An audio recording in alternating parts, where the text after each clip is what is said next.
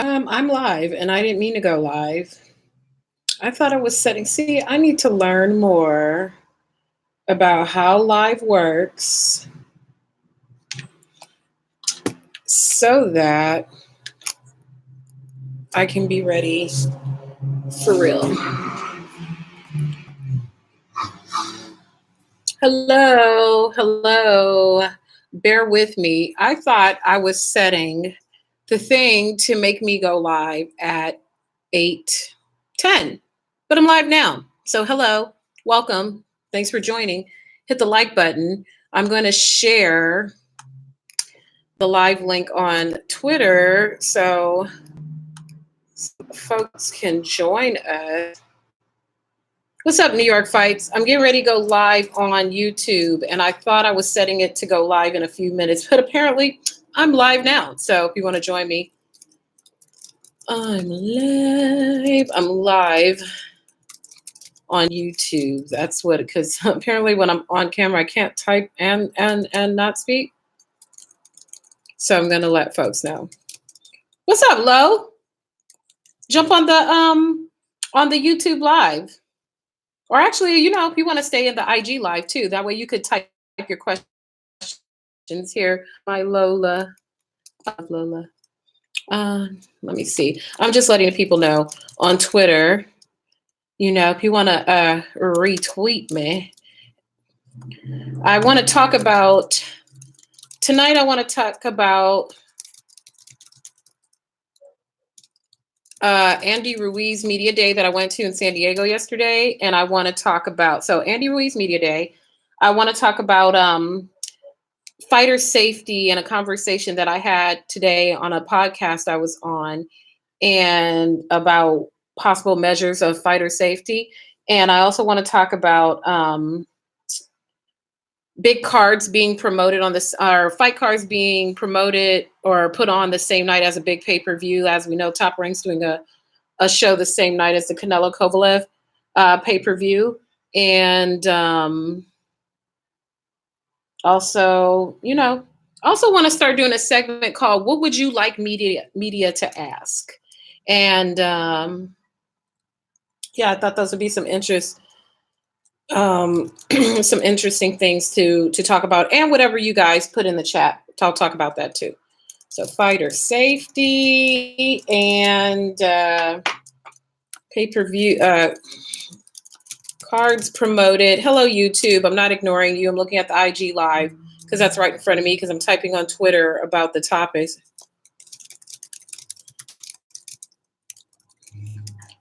And what did I say?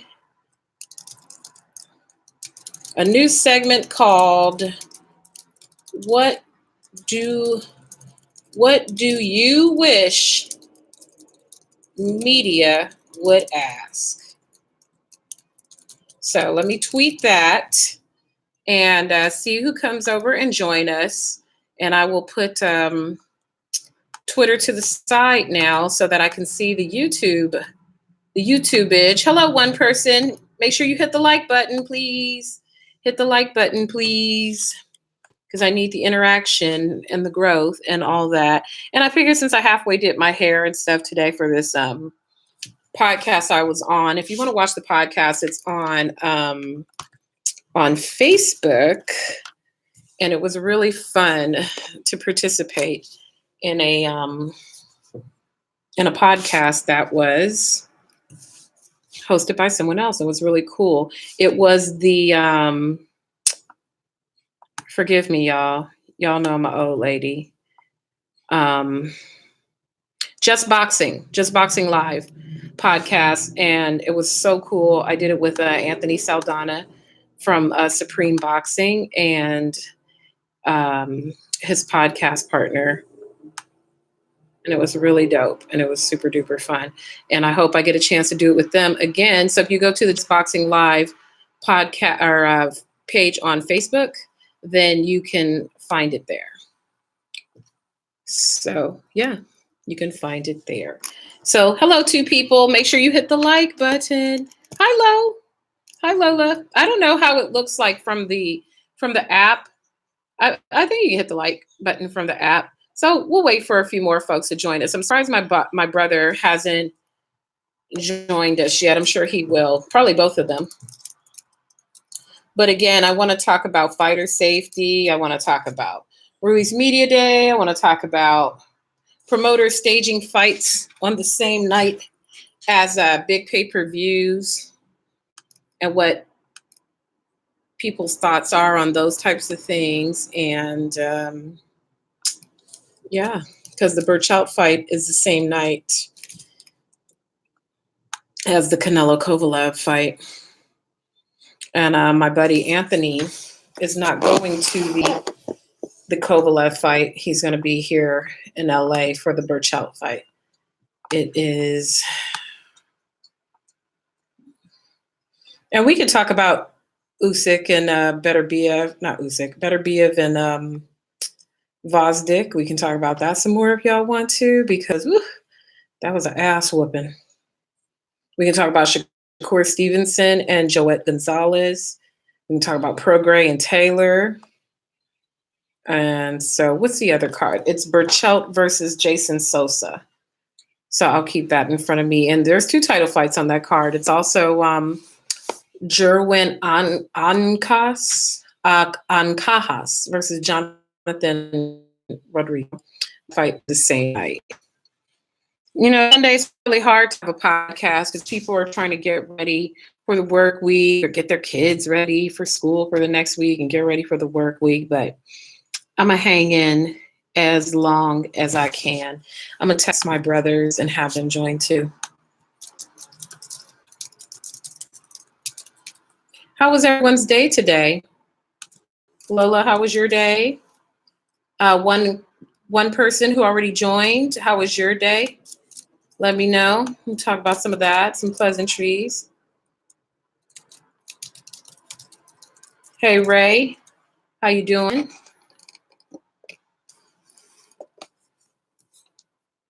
Oh, you're still sick? How do you feel? How did the Theraflu Extreme didn't work for you? It's that time of year. And then this weather today is not helping because it is like hot as hell. It's hot today compared to the cool down that we had been having. It's trying to be hot today. So I know that's not helping your sickness factor. Hello, third person. If you've already joined the live and you're watching, please hit the like button. I would appreciate it. And it costs you nothing. Oh, okay. Sorry. Lola and other person, hit the like button.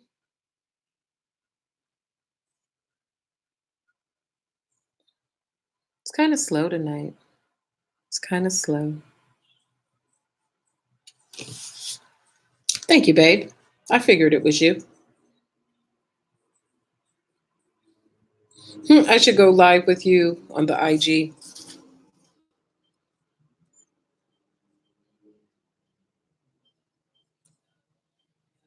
Nobody wants to talk to me tonight. I did a live stream after the Usyk Beterbiev fight, and that was kind of lit. Oh yeah, Lola, if you want to jump on either or, whatever you feel like doing. If you feeling chatty or if you don't feel good, don't worry about the IG. Whatever you feel like doing.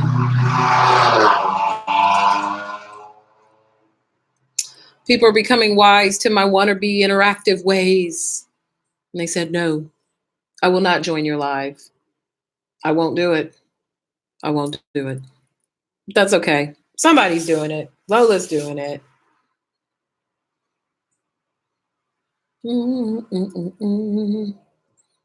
It's crazy how angles and lighting change your look. Because I'm looking at myself on the YouTube camera and it looks one way. And I'm looking at myself on the live on the phone that I have hooked on the computer and it looks totally different. I'm thinking I should have wore a different shirt. I'm wearing in homage to WWE, in case we talked about WWE, I'm wearing a Twisted Bliss shirt, an Alexa Bliss shirt.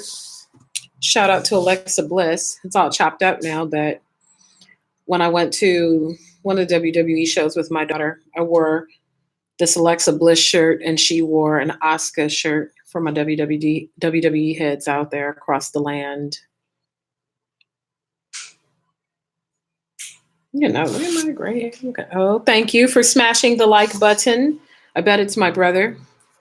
I love when people follow directions. It's awesome. And it's free. It's free 99. Ooh, okay, I'm gonna go live with you. Lola Lipsy. Yeah. Well, waiting for more people to join on the YouTubes. Hi, Lola.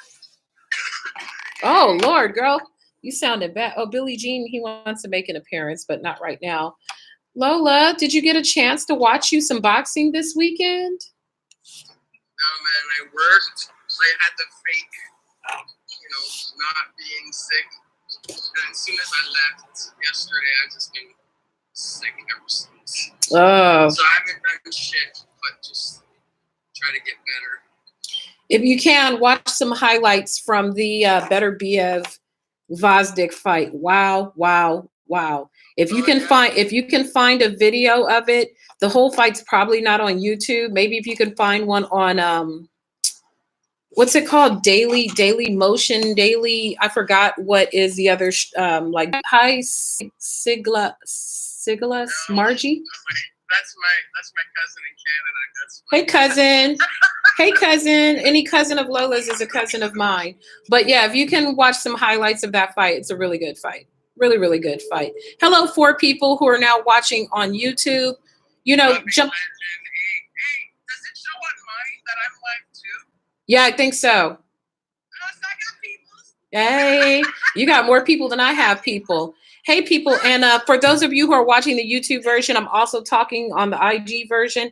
If you have something you want to talk about, comment in the comment section. I'm down to talk about whatever. I want to talk about Andy Ruiz Media Day that I went to in San Diego yesterday. Andy Ruiz was looking real good. I talked to him and Manny Robles. I want to talk about fighter safety. I was on a podcast earlier, and one of the suggestions was maybe fighters should fight less rounds. Like maybe a championship fight should only be like 8 rounds. And I want to know what you guys think about that, because a lot of these unfortunate incidents are not the result of one punch power. What's up, Aunt? There's my brother. A lot of these incidents are the result of an accumulation of punches, not just one punch power. It's been rare. I'd have to do my research. So no one has had any of these incidents where it was literally like one punch that sent them over. It's an accumulation of punches. So hello, 4 people. Hit the like button on the YouTube stream. People on the YouTube, on the IG live. So yeah, Ruiz Media Day that I went to yesterday. You can go to Bad Culture TV and watch the interviews I did with Andy and with Manny Robles, and you could see, excuse me, and you could see, oh, no. Not today, Satan, not today, not ever. I had my code already. Okay. And then see, I sent you some germs through the thing. Ooh, I froze. Can you hear me on the IG? Oh, there we go. And so and what do you wish media asked more? Like, what questions do you ask more? When I look at Twitter and I see people complain about some of the things like Max Kellerman's hot takes and, oh, that's a stupid question. And I mean, this is not a new phenomena. People have been, oh, nobody can hear me. Let me end the IG live. Let me end it. Folks are going to just have to come back over to YouTube, hopefully. But, people complaining about the media is not a new phenomena. People have been complaining about the media for as long as there have been broadcasts. And, so what is something, if you're tuned into the stream and you are not a media person, then I would suggest that you, oh, look at these awesome pictures from today. I would say, drop me a line and let me know, what do you wish media would ask? What's up, Jamal? What We're going to talk some boxing. We're going to talk some Ruiz. We're going to talk fighter safety. Maybe what would you like to hear media ask more? It helps me grow. You know, I have my things that I think sound interesting and I find interesting. But, you know, if you can probably tell from my interview style that I'm more of a humanist in my approach to doing interviews. I'm really interested in the backstory of the fighters because there's so many people out there who can ask the whole, so when you fought in the 7th round against so and so, you pivoted on your left heel and fought off the back foot. And why do you think that was a more effective offensive as opposed to blah, blah, blah? You know, there's a lot of that out there. You know, there's a lot of everything, and all are great and all are fun. But, you know, what do you want to ask? What would you ask? If you could ask Floyd Mayweather or Andy Ruiz or Anthony Joshua or Mike Tyson or anything like that, what would you ask them? I've been also kind of obsessed with these videos that have been surfacing recently of Mike Tyson giving people techniques and about jabbing off to the left, jabbing to the right, what it means when you're fighting against a taller fighter, what you should do, what you shouldn't do. I've been finding that's super duper fascinating. So if you had a chance to ask Mike Tyson a question, what would you ask him? Ooh, I'm looking at these pictures of me that posted a minute ago from the podcast that I was on today. It was really dope. It is called the Just Boxing Live podcast, and Anthony Saldana is on it. And also, hang on. If you go to Just Boxing Live on Facebook, you can watch it there. Sean Fitzgerald. And it was so cool. So if you like that, if you want to see more of that, if you want to see the whole podcast, because it's video too, it's called the Just Boxing Live podcast, and you can watch it on pretty much any platform. You can watch the video version of it on Facebook, or you can listen to the podcast or you can watch it on YouTube. You can listen to it on iTunes, Google Play, Podbeam, Spotify, TuneIn, Stitcher. Hell, if you want a carrier pigeon to bring it to you. No, I'm just kidding. A carrier pigeon cannot bring you the podcast, but if you want to listen to it or watch it, you can watch it on any of those platforms. I see my daughter off. You can make noise. I don't care if you make noise. My daughter, don't make the dog do that. So my teenage daughter has made a return back to Southern California. If you follow me on IG and Twitter, you know I've been whining about that. And she's in the background tantalizing my dog. So if you hear the dog barking in the background, it's because the teenager is tantalizing the dog. She will not be making an appearance on camera, but don't make the dog bark, young lady. So yeah, anyway, so back to that. If you want to see the Just Boxing Live podcast today, it was really good. It was really, really good. Check it out. We talked about some good fighter topics. Damn, you look like Homer Simpson. Why are you so strict? I can't help it if I look like Homer Simpson, sweetheart. I have some really strong genes. You know, my parent, diaspora, I got a whole bunch of different kind of genes. I got white genes, black genes, Asian genes, and all of those genes don't always come together perfectly. I look like Homer Simpson, but I'm a MILF. Oh, see, and there's a dog. Well, the daughter is not making a appearance on camera because, it's a lot of weird people out there.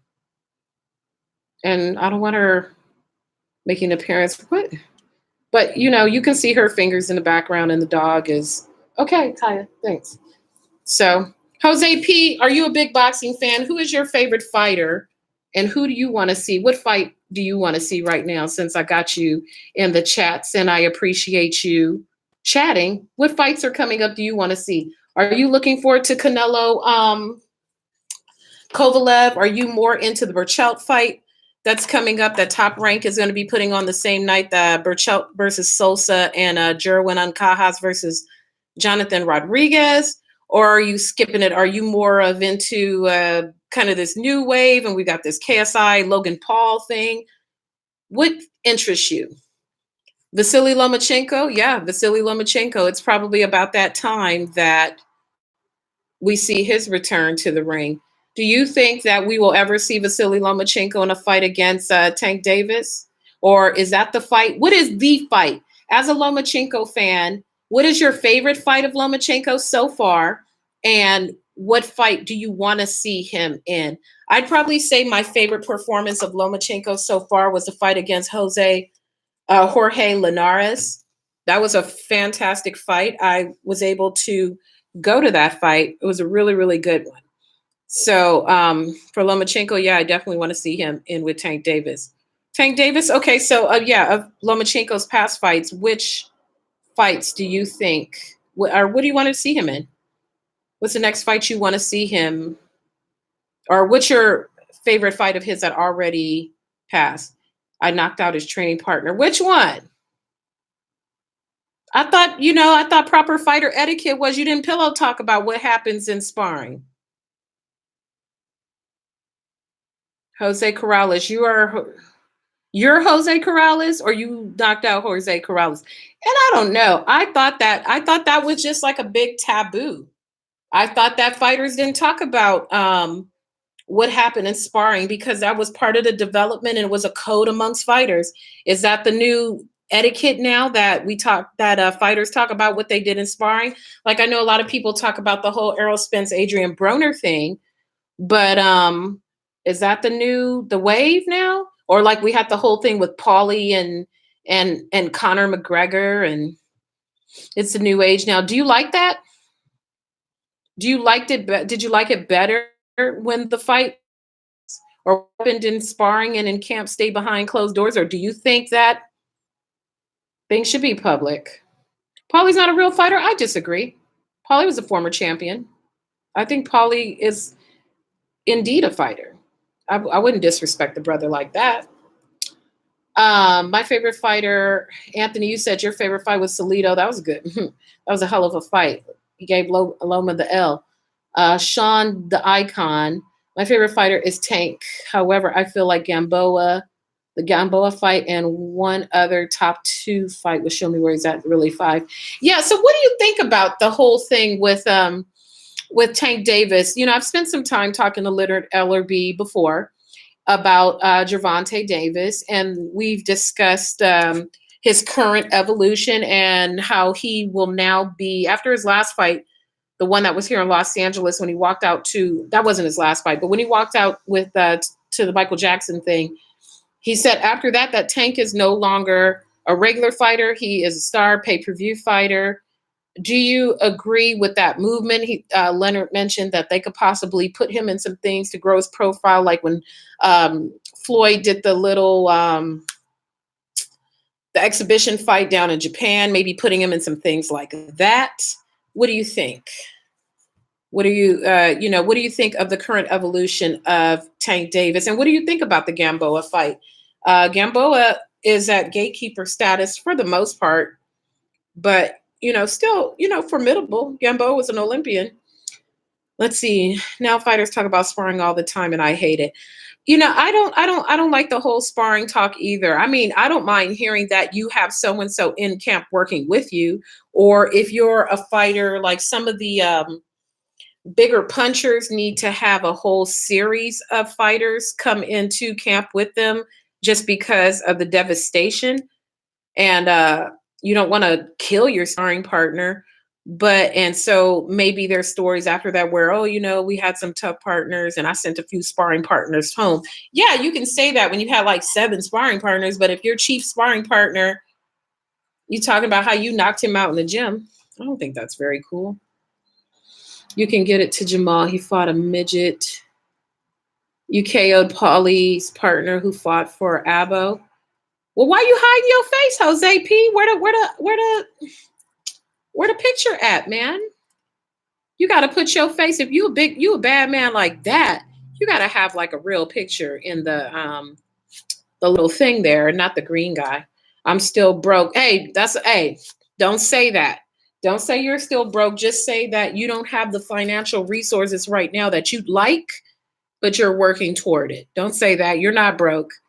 You on your phone or you're accessing me running my mouth some type of way. So, just say you don't have the resources right now. Don't claim that energy. Don't claim that energy. Sean the Icon. I feel he's not quite acclimated to fight a real elite fighter at 135 because his last big fight was Pedraza. Yeah, Jose Pedraza, who is is he still a Russell Peltz fighter? I'm not sure. Jose P, when you see me, you're going to be covering me. I heard that. Put it in the universe right now, Jose P. Keep working hard. Keep staying focused. Stay true to your diet. Because look at how many fighters blow up in between fights and they have to spend their whole fight in like fat camp. Stay true to your diet. Don't drink so much because people, I'm not saying you do because I don't know who you are, but in my little bit of years of media, I noticed that fighters who drink outside of the ring tend to get cut easier.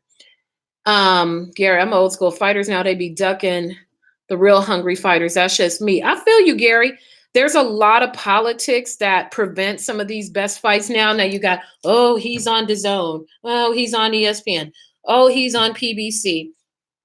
And, oh, he's, his manager is this and that and this promoter. And then there's a lot of like factors that keep big fights from happening. So I feel you, Gary. Nothing wrong with that because that's very true. Sean the Icon, off topic a bit, but Loma 14-0 now. I don't know Lomachenko's record offhand. Let me pull up his box rec and see what his over there becoming the new Al Heyman. I remember once I interviewed Igas Klimas during an Usyk media day. This was before Usyk won the World Boxing Super Series, and he said ultimately he wants to be a promoter. So we'll see what happens with that. So Lomachenko is 14-1. I'm sorry. Forgive me. I'm old. I'm senile. That's right. They said his record was 14-0, and we know his record's not 14-0. It's 14-1 because he lost to Salido. Maybe it was a little bit of wishful thinking, and they need to talk to the guy in the graphics department. But I've been seeing Twitter been giving them what for putting that whack ass graphic. Shout out to Orlando Salido, and hopefully he's not doing bad things like stealing things and stuff.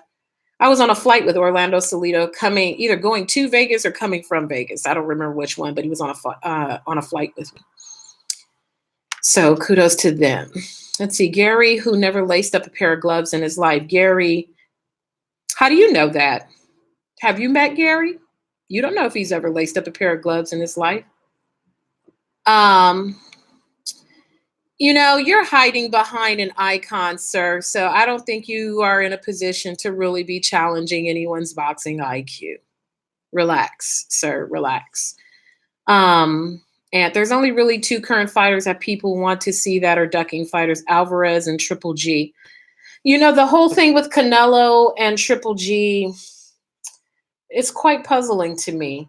The whole thing, you've got Charlo and Andrade out there. And the fact that both Charlo and Andrade are both current champions and they're not actively seeking fights with them is troubling to me. They can't blame it on politics. We've got Andy Ruiz who's going to fight Anthony Joshua. Ruiz is a Heyman fighter. Joshua is a DAZN fighter. Andrade is on the DAZN platform right now with a belt. I remember there was a whole hashtag belts matter. I want all my belts. I remember Canelo was very upset when the IBF stripped him and got into a little public spat with Golden Boy about how no one advised him about making the, fighting his IBF mandatory. He ended up getting stripped, but now belts don't matter. And you've got somebody right there in your stable with a belt, but you don't think the fight would be interesting? I'm sure it'd be just as interesting as the Rocky Fielding fight. I don't know. Who jaywalking? Who never laced up a pair of gloves? You don't know if I've laced up a pair of gloves in my life, sir. You have no idea. I'm not going to have a pissing contest on you of what a pull counter is and a pivot and fighting off the back foot and all of that.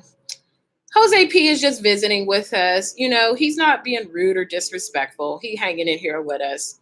We're not going to diss Jose P. He cool. He could stay. He cool.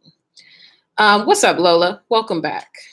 It's not puzzling. They're both being protected by their investors. Yeah, because, really, Andrade could really derail a whole party because we know the whole intention was to bring Triple G over there to compel the third fight with him and Canelo. And so, anything that could possibly derail that, they see something in Kovalev that think is easy for Canelo to knock off, and it's definitely possible. Whoever the hell Triple G is going to fight next, we know he's not going to fight Lomachenko next, so it's no telling who he's going to fight next. He really thought, he really was sad that he was being booed in there. So let's see, Gary. I did once when I was in the Navy. It was called the Smokers, one division against another, 3-round, and I won. Gary had some, you put the beats on the dudes in the Navy, brother. I always knew you was a tough guy. You definitely ain't no wuss. Speaking of gloves, what's up with Tyson Fury and the alleged shifty gloves? I don't know. Put me up on some game. I haven't had a chance. I remember I saw a couple headlines. A couple other channels had done some videos with regards to Tyson Fury and something with the gloves. But I don't know exactly what that is. Let me put it on my notes here so I can look into it. I'll tell you guys something about some gloves from the weekend, though. When I was down at the Andy Ruiz Media Day, he was trying some gloves. I think they're Canelo's company's gloves. And Ruiz said he didn't like he was doing media workout down there. If you want to see the video where he talks about it, head over to my my homeboy KO Artist Sports. He's got an interview up with Andy Ruiz, or he's running when Andy Ruiz is in the ring, doing some mitt work with Manny Robles, and he was saying that his hands hurt. Welcome back, Lola Lipsy. Yes, Anthony, they are milking it because really, what is Triple G's deal? How many fights are on his deal? We know that Canelo has 8 fights left, and we don't know what Triple G has left. So I don't know. Let me see. Fury's camp was using suspect gloves against sparring partners, trying to boost Fury's confidence. Really? Okay, I'm gonna have to.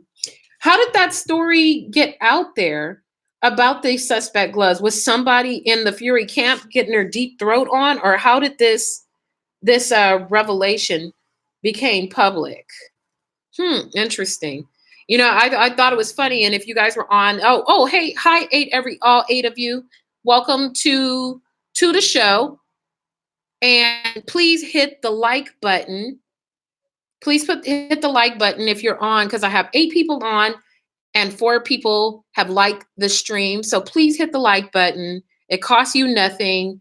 It's down at the top. I don't know what it looks like from here, but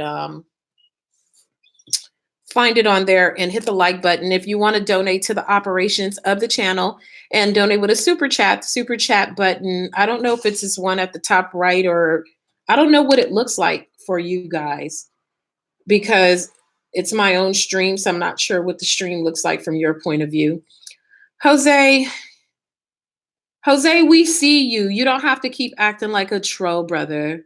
We see you, fam. We're not going to kick you out. We see you. We see you, fam. See you. Oh, we see you, fam. I need to turn the volume down because it's going to have the back feed. I logged into the stream from my phone because I wanted to see what it looked like. If you're watching from your phone, the like button is right underneath the title, and I don't know about no damn super chat or whatever. But if you want a super chat, add a super chat. I think it would be awesome, and I would appreciate it. Jose, he probably somebody I know from Twitter for all I know. And, he could kick it. He can kick it. He just want to, hang out with us. And actually, keep on the interacting. But Jose, as long as you're not cursing and you don't make it disrespectful, then, be cool. You're not selling with semen I'm not selling the C with men, Gary. Well, Gary ain't selling the C with anybody either, because Gary was honorably discharged a long time ago. So he's not selling the C with any semen right now either. What's my Twitter? My Twitter is my legal name. And yeah, Anthony, I'm gonna have to figure out how to make you like an operator on the channel. Oh, I clapped him.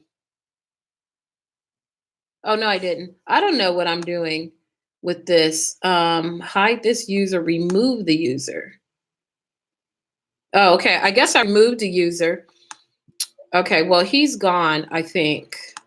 Jose, did I kick you out? I think I did. Oh, I see. Forgive me, y'all. Hello, all 11 of you. If you're just now tuning in, make sure that you hit the like button. And if you want to donate to the channel, do so. Oh, I see. Anthony, I could. Lucky. So now, does that mean you have a wrench next to your name? Yeah, I think I just did. Thank you, y'all. Please bear with your girl. I'm not a super duper YouTuber streamer. Um, and this is very new to me, so please bear with me. The more I do it, the more I learn. And so, oh no, I didn't put you out, Jose P. Anthony will probably figure that out. But yeah, Jose, just be cool. Just be cool. You can kick it. Just be cool. He's still there. Always classy. Are you Jose P part 2? Because if you came in here, oh, that's cool. Go ahead, Anthony. You better flex your wrench authority. My brother got authority in here. So blood brother. And Gary is my blood brother. So shout out to my brother Ant, who is the first official moderator of Bad Culture TV. We out here. We out here.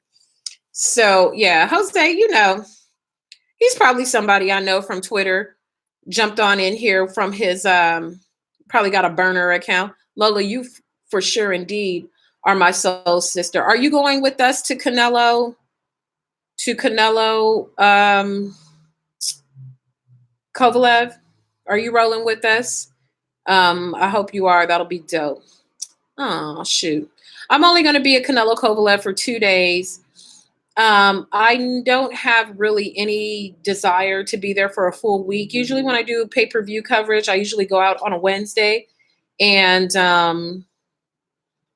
take in the fight festivities that way. But in my humble opinion, the rest of the card is not compelling enough to me for me to stay a whole lot of days because, even when you go on the behest of your outlet, you're still spending a lot of money when you're out there. I'm from Trinidad. Oh, okay.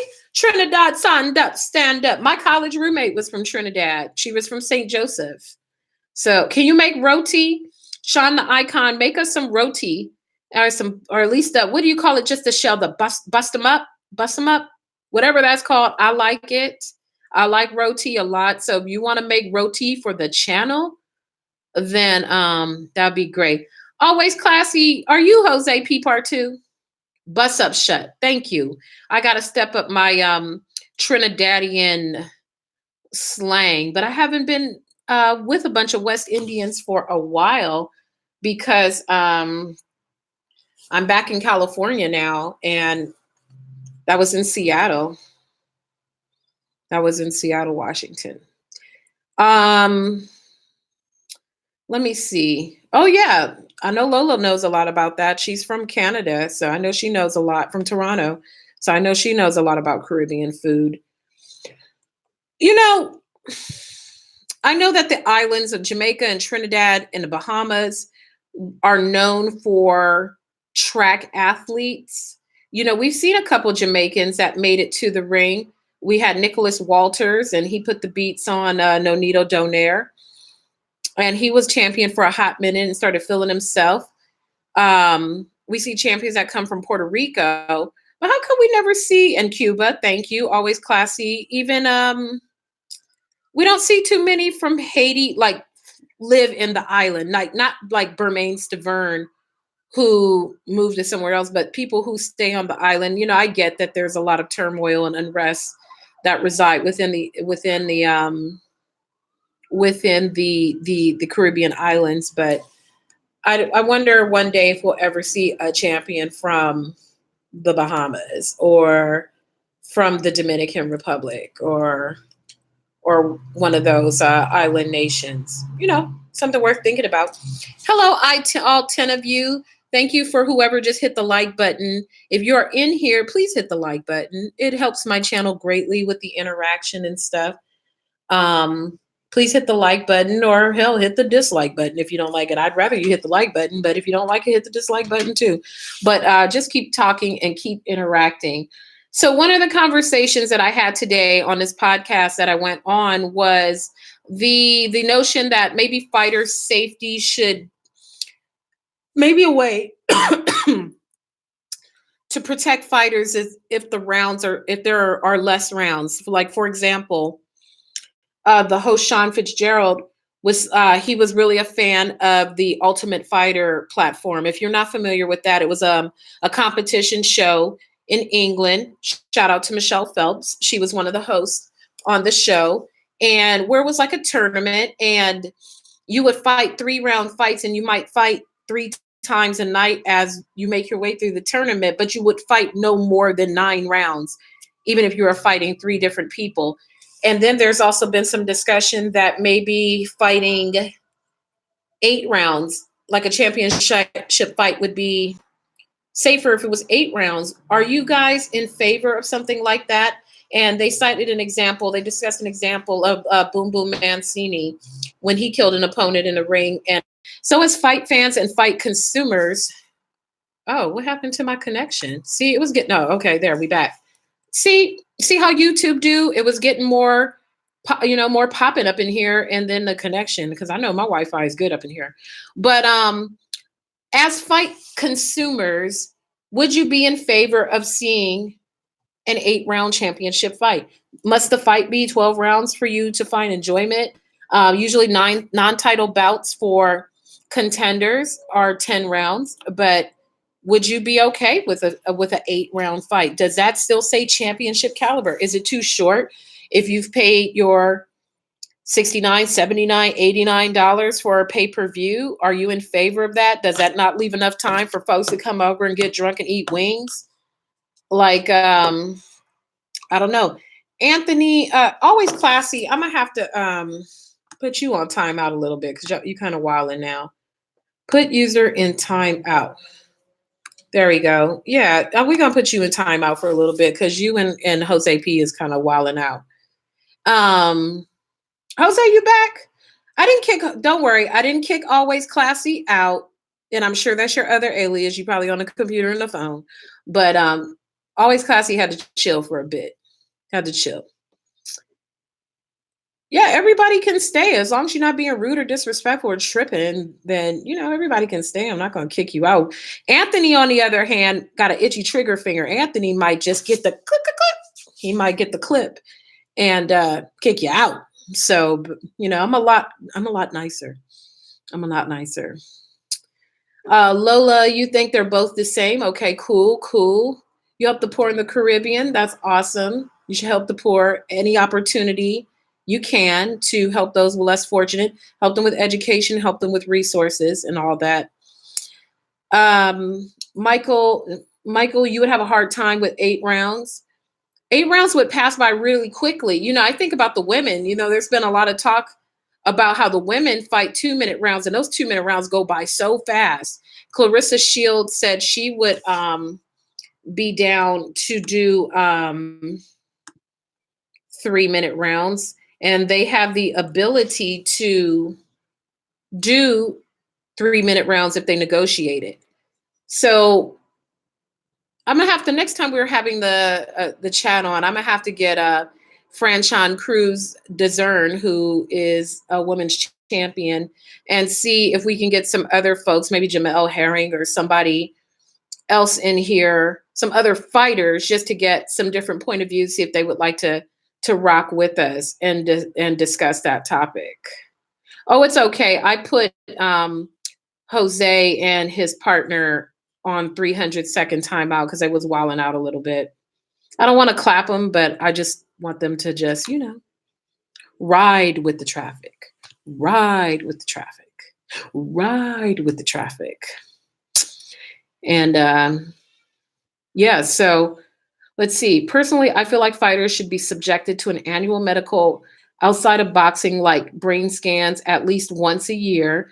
because some guys come into the fight already messed up. Yeah, we talked about that. I don't know how many of you remember this, but Juanma Lopez was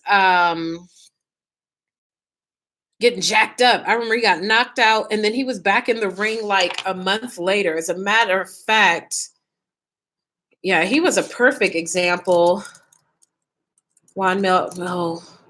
Lopez or Marquez? I think it was Juanma Lopez.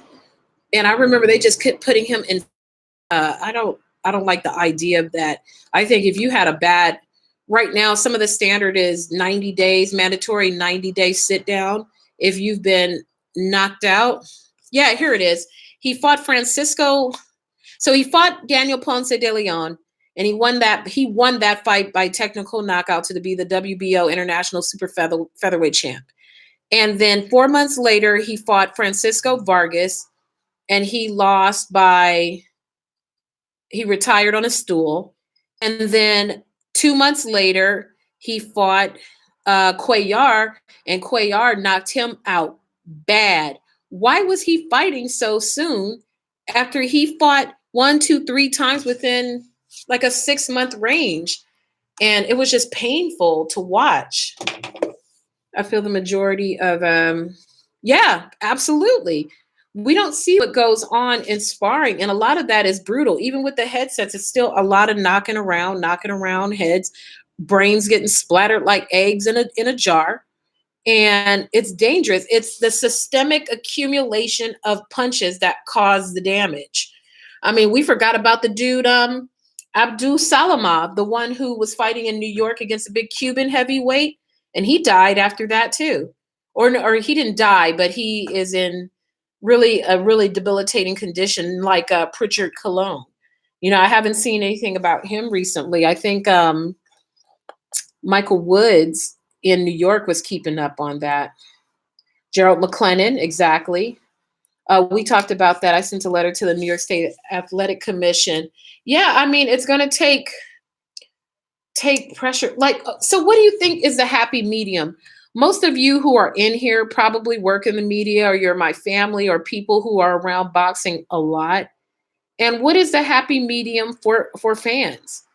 What do you think they would be accepting of that would put better emphasis on fighter safety? Or how do you even ensure fighter safety? Is it a matter of, here is kind of like the devil's advocate point that I proposed today during the podcast. Like, let's say, for instance, you have some type of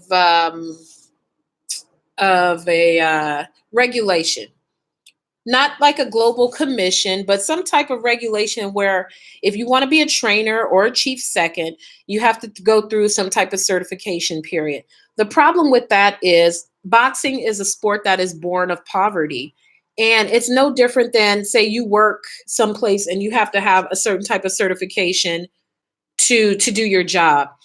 If you are someone in the sport and the sport is born of poverty, how are you going to get the money to pay these certifications? So how do you even begin to create some type of protocol to keep the fighters straight? Do you want to introduce government regulation? Who's going to participate in the government regulation? You've got belts here, belts there, WBA, WBO, WBC, IBF. You've got companies that pop up all the time with their other belts, with their own kind of little weird ragtag belts. So it's crazy. It's crazy. Let's see. It needs to be mandated, governing body overseeing boxing, drug testing, automatic. Absolutely. Oh, yeah. Adonis Stevenson. He's doing so much better. I saw him. Didn't we see a video of him recently where they posted him in the gym and he was doing a little bag work?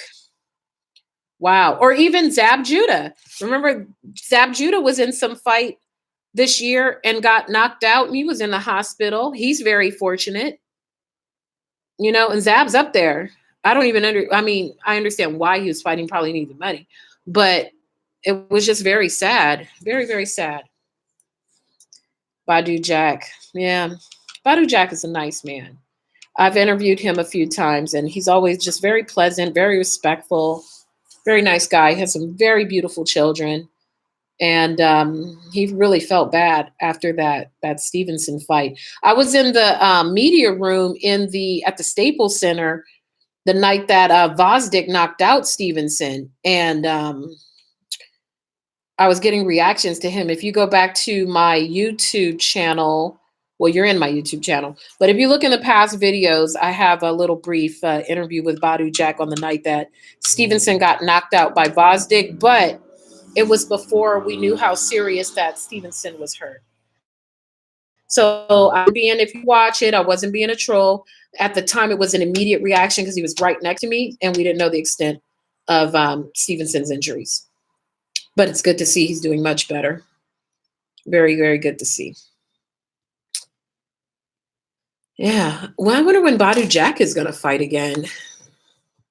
You know, when Floyd was still fighting, we knew that we were going to see the Mayweather people fighting at some point. But now with Floyd gone, you know, does Badu Jack get regulated to the undercard of a Gervonta Davis fight? You know, where does somebody like Badu Jack fall into the mix? You know, where do you place him?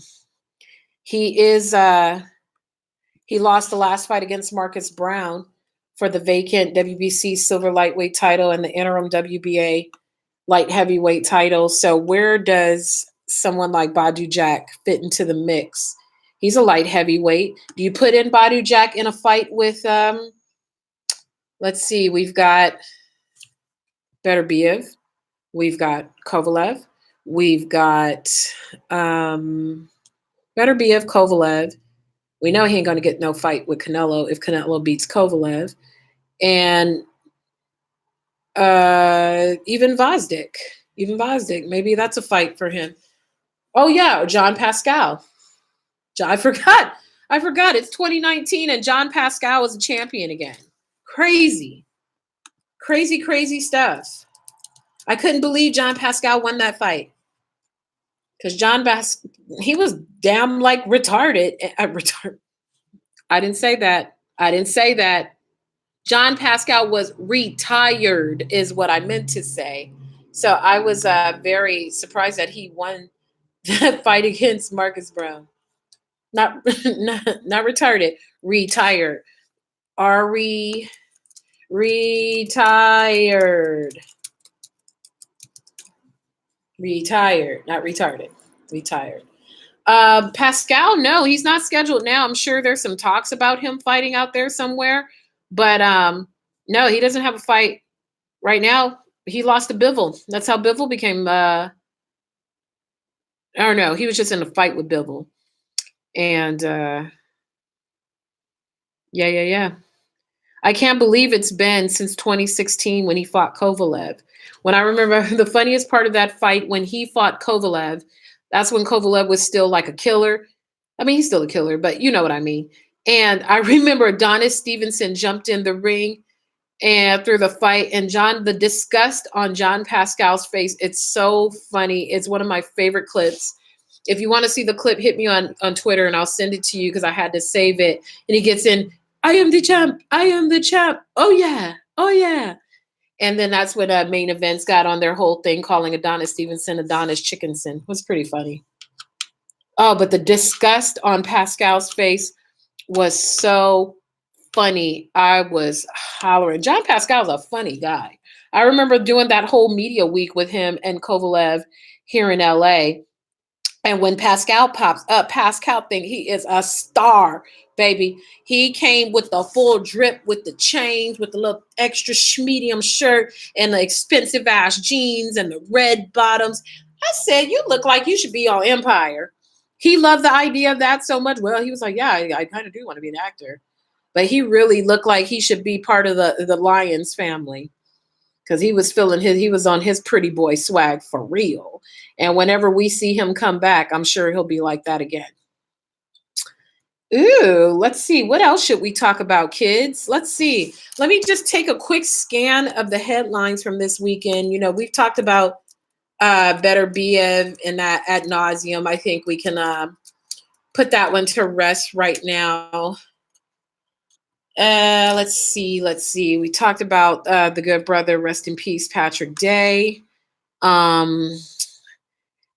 will not chase a KO with no needle donaire. Charlo said he would do a one-fight deal to go over the DAZN to fight Andrade. There's some potential there. We talked about Prograis already. Vosdick is out the hospital. He had a little concussion. Louis Ritson wants a fight with the Prograis Taylor winner, of course. Martin Murray training tough side by side with Rocky Fielding. Fielding was beat by Golovkin and Murray was beat by Canelo. Ironic that they're in camp together. I don't want to talk about Tyson Fury and the WWE stuff because you guys are not really WWE people. And really, that's all that's going on right now. Yes, and listen to my brother. Hit the like button. Hit the like because he is the moderator. Hit the like button. He got a wrench. My brother got a wrench. Y'all see my brother's purple wrench? All right. And if y'all tripping on his sister, he gonna clap y'all. He gonna get you up out of here. So, don't be tripping with his baby. I'm the baby sister. Don't be tripping. Yeah, you know what I was thinking about today? So Shakur's got this fight against Joet Gonzalez. Joet Gonzalez's sister is Shakur's lady. And this is not new and made up for the fight. She's been Shakur's lady for a long time. I think, since he was in the Olympics, because I think she fights too. They've been together a long time. All I want to know is, can I come over for Thanksgiving when they get together for the Thanksgiving dinner? I want to know what this Thanksgiving dinner is going to be like.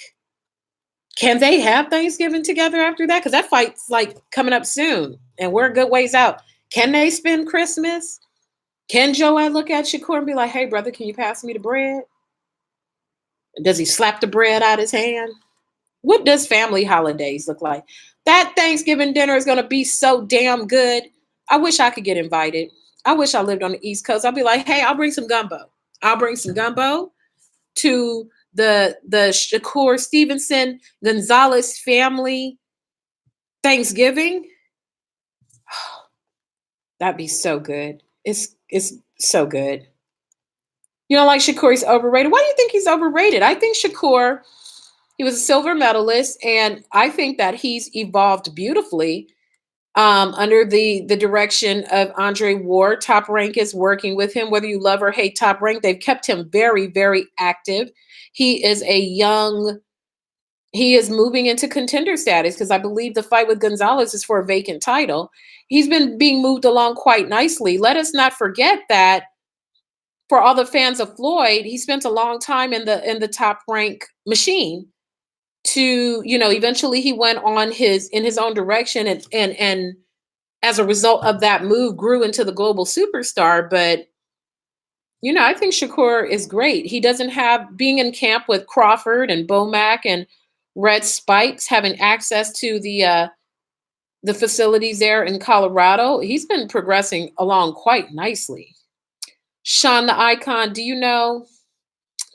I would damn near have a GoPro strapped to my man. If I could get invited to that Shakur Stevenson Joet Gonzalez family dinner, I would just come with the dinner. Remember when Jack Reese was officiating the fight and they had the little GoPro on his forehead like this on God and them?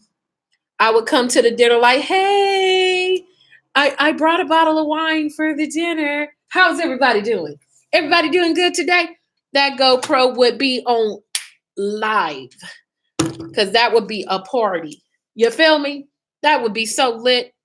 That shit would be, I'd have extra batteries charged up. I'd damn near wear a helmet. Be looking like the Clumps.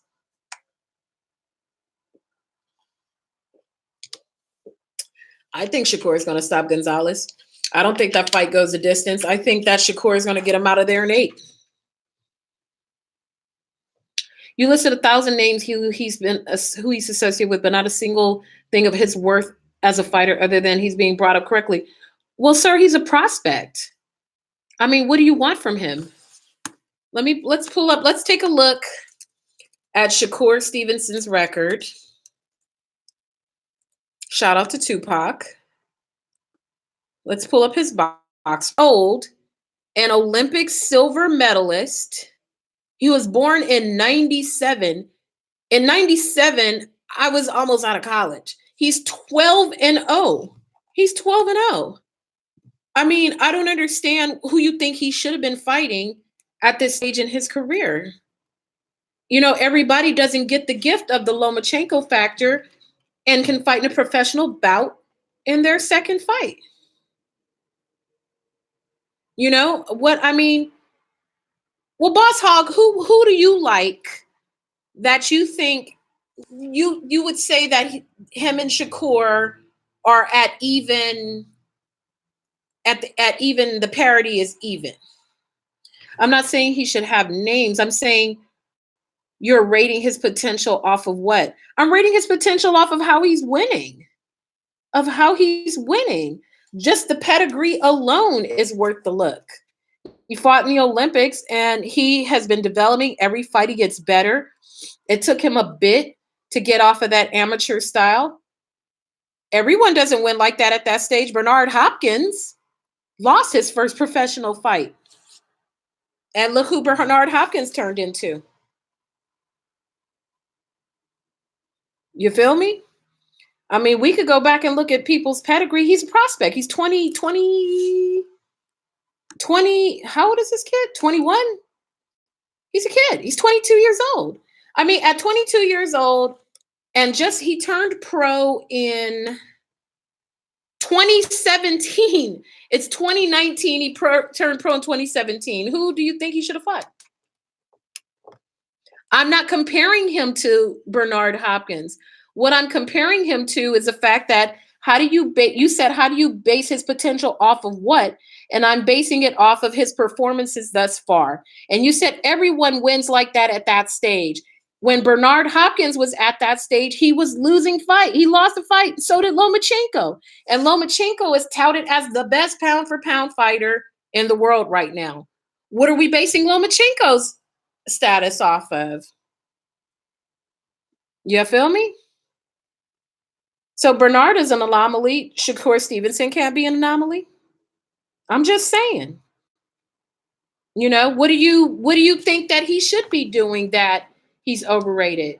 And who do you think is not overrated? Like, who do you think that at that same kind of age and level just turned pro within the last 2 years? Who do you think should be like that? And let's compare them. Let's talk about it. You know, we're here to discuss. You know, this is a, wide open channel. Michael Matt says, I got Hopkins to autograph the Ring magazine that he had the write-up of that loss. He got a kick out of it. Now, see, that's dope. Bernard Hopkins is cool. Bernard Hopkins got the raps. If you run into Bernard, you better have some time to talk because he's going to talk. But he's a real cool dude. But what are you using to point to it that say he's an anomaly? What are you using to point to say that he's not? I could say the same thing as you. All I'm saying is he's doing what a prospect is supposed to do. That's what a prospect's supposed to do, right? Fight fights, fight often, win. He hasn't had any questionable wins. I could say the same thing about Ryan Garcia. Ryan Garcia is a co-feature to Canelo, but what has Ryan Garcia really done? What's Ryan Garcia done? You know? Boss Hog, run us down who are some of who do you like? Who do you like? Since you have a problem for every solution, who do you like? And let's discuss their resumes and what they've done and their potential and whether they're overrated or not overrated. So who do you like? And let's talk about those fighters. Okay, so who is someone who has made it that you like? Who do you like? Because everybody started somewhere. Virgil Ortiz. Okay, so let's look at Virgil Ortiz's resume, who fights for Golden Boy. Let's pull up his box rec and let's look at his list of what he's done. He's been called the number one prospect in the world. And I agree, Virgil Ortiz is very talented, but what are you basing that off of? A win against Orozco? Let's take a look. He is also 21, like Shakur Stevenson, the exact same record practically. He turned pro before Shakur. He was fighting in Indio against people we don't know, just local people in Indio. He beat already beat up Orozco. He beat up an already beat up Herrera. So you're basing his prowess over an old washed Herrera and a washed Orozco? You know, we could flip your same argument on you. Herrera is washed. Come on. Herrera is washed. Washed. And so is Orozco. They're pretty much one and the same. Just one's Mexican and one's black. But they're the same. They have the same record, the same age. So now Shakur is going to fight someone I think that Joet Gonzalez, him fighting Joet Gonzalez at this stage is more meaningful than Virgil fighting a washed Orozco and a washed Herrera. They gave him those opponents for a reason, to give him some names. He's about to fight one. What are you talking about? He's been pro longer than Shakur. Shakur's been pro since 2017. Virgil Ortiz has been pro since 2016. He had more time to fight. Herrera was done. He was fed to that boy. Oh, sir. Clearly, you've never watched a Orozco fight. I've seen the majority. I saw this Keandre Gibson fight. I saw this Jaranillo fight. I've been to most of these fights. So you mean to tell me that, let me pull up Stevenson's record. They're pretty much one and the same. What I'm saying is, I'm not saying that Virgil is not a good fighter. I'm just saying that let's not act like he was out there fighting killers and Shakur is fighting bums. So are you saying that Joet Gonzalez is not a formidable opponent? Let's not act like a win over Orozco and a win over Herrera is just it's not like he went out there and beat super light. It's not like he went out there and beat like Gary Russell or something. Come on, sir. They're like the same. They're practically the same. What you call it? Virgil Ortiz has been pro longer. He's been a pro for a year longer. They're pretty much in the same boat, sir. That's what I think.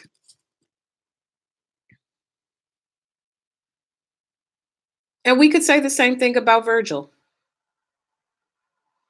So what does Shakur need to do to tip that in your favor? Does a knockout win change that? Because a young game Joet, to me, is a more meaningful fight than a washed Herrera.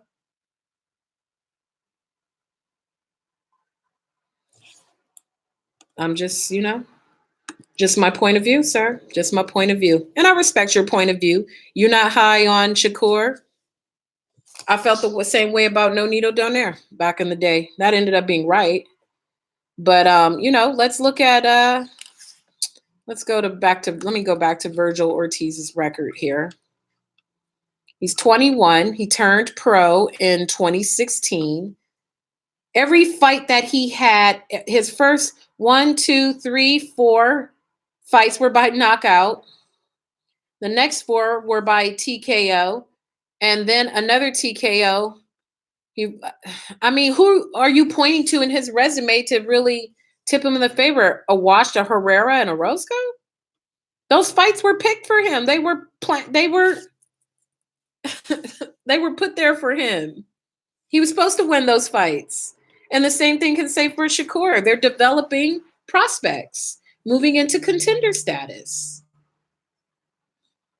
Man Ray, you know what? That is the question of the year. Dylan White's B sample. That is the question of the year.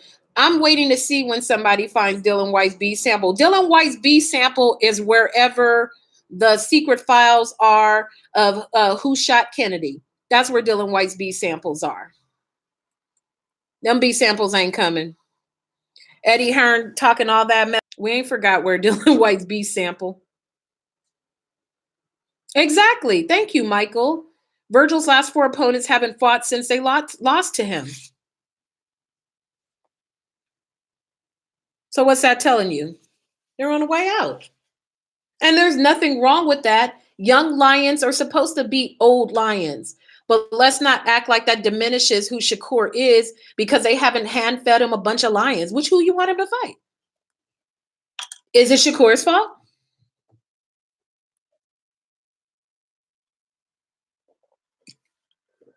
We could talk about it in circles. And I could say the same thing. Boss Hog, we could say the same thing. We could say the same thing. 600 days. You know, I should put like a little counter up that says that days until we receive Dylan White's B sample. And Big Baby sure has had his big ass ringside for a whole lot of stuff lately. We ain't forgot about him either. Has Sergey been asked about his sexual and physical abuse charge? Yes, he was asked during, I wasn't on the media call, and supposedly the trial is after the fight with Canelo. But the whole thing, that's problematic because there are people who lost out fights for lesser things. I mean, all crime is bad and all abuse things are bad. But Marcus Brown had to give up his fight, had a DV charge. How come Kovalev still gets to fight? You know? What's his name? The heavyweight with the Gen Sushi thing. He had to give up his fight. He couldn't fight. And it wasn't even like an assault charge in court. What's up with that? That's not fair.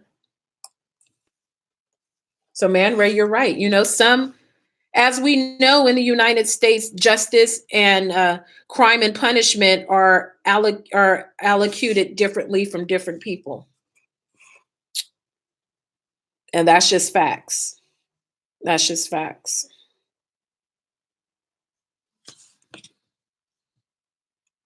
You know, I'm not even a fan of this fight. I don't even understand this Kovalev-Canelo fight. I understand it from Canelo's point of view. I'd rather see Kovalev get the beats from Better Biev or fight Pascal again or something like that. But no, he gets a big, big money fight with Canelo. Not a bad deal when you've got a heavy duty, or even Victor Ortiz. Victor Ortiz had that rape thing going on. He was supposed to fight, was it John Molina? He got snatched off that card. Victor Ortiz, love him or hate him, he didn't get to fight his fight because he had the pending charges. What's Brown? Some people get rewarded and some don't.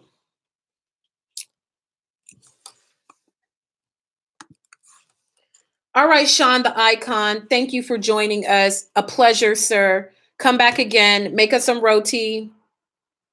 And we'll see you again. Thanks for joining us, fam. Yeah. Yeah. I mean, I'm not mad at anybody for cashing out and taking the fights. It's just the idea that some people get allowed to fight and some don't. Yeah, we touched upon it very briefly in the beginning, and I haven't had a chance. I was kind of busy this weekend, so I'm a little behind on certain news stories. But yeah, Anthony and I forgot who else in the group. I think Sean the Icon, who just checked out, talked a little bit about Fury and his sparring gloves, how they gave him a certain type of gloves so he could feel more like he was the man because he had some wax sparring gloves on. I'm gonna have to get tuned into that a little bit better. That one got past me. I haven't had a chance to read more about it, but I'm gonna look into that on Concrete Jungle. Oh, okay, I'll check it out. I follow Concrete Jungle. I know them. I'll see what the story is with that. But that's crazy. I mean, why would you have to do that? You know what's interesting? Just the things, the mental games that fighters have to play with each other. When I was doing the other show earlier today, they were talking about how Joshua changed his game plan in the fight against the first fight against Ruiz because he was fighting his fight and he didn't like that the crowd was booing him. And that's when he got in and started to exchange with Ruiz. But what type of a fighter changes their game plan based on the crowd. You know, how many times do we see in these interviews that fighters are, the crowd can't fight for them. When we get out there, it's just me and them. And then you hear something like that. I'm like, ooh, you that sensitive, bruh? You can't be that sensitive. You got to go out and fight your fight. ESPN, they're not going to talk about that, Ant. You know that. That's their new cash cow. I ain't talking about that. I remember an interview when Holloway got his eye socket cracked in from sparring with Margarito. Yeesh. Yeesh. Is Margarito still fighting? Didn't Margarito fight this year, like down in Mexico? I don't think he can get licensed here in the United States any longer because of the orbital, the issues he has with his eye. But didn't Margarito? I'm pretty sure Margarito fought this year in Mexico. That's crazy to me. I feel like he fought more than once. Margarito. Yeah, Margarito fought. Oh, no, I'm lying. Am I looking at the right thing? It says that Margarito last fought in 2017. I could have sworn Margarito's fought recently. I could be wrong. I could be wrong. Yeah, it's rough. A lot of guys got some jacked up eyes. Abner Mares has a jacked up eye too, but he's supposed to be coming back. Does anyone ask about Teofimo Lopez Sr. about? That's why we don't spar. Teofimo's daddy said that? I don't know about that. I don't remember hearing that about Teofimo. I would have seen that all up on the Twitters about Teofimo. I don't recall seeing that. Yeah, a lot of these guys got jacked up eyes. Those orbital bone things are something serious. Ugh, I can't even imagine like the bones around here just being cut, or even just how they get those bad cuts here and the eye, the damn thing is cut. Ooh, like who just fought the other night? Collazo. Golly, that was a horrible cut. He was leaking. Peace out, Gary. Thanks for popping in. Teofimo's dad, Angel's dad, Robert Guerrero dad. Oh my. Man, and then have Paulie moderate the conversation. Tio's dad, Angel's dad, and Robert Guerrero's dad. Wow. You know, Robert Guerrero's dad has chilled out a lot. Robert Guerrero was on the undercard of Spence Porter, and he's chilled out quite a bit. No more guns in the airport. I think they've chilled out quite a bit. So we are coming up on an hour and 18 minutes. I think that I'm going to wrap it up for today. I thank you all. Thank you all for tuning in. Boss Hog, thanks for coming through. We might have some fundamental differences, but you're a stand-up guy because you keep it mad respectful.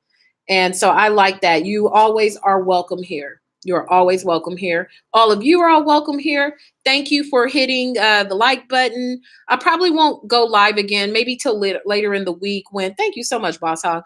Later in the week when there are more things to talk about. I don't want to over inundate because that's not really my style.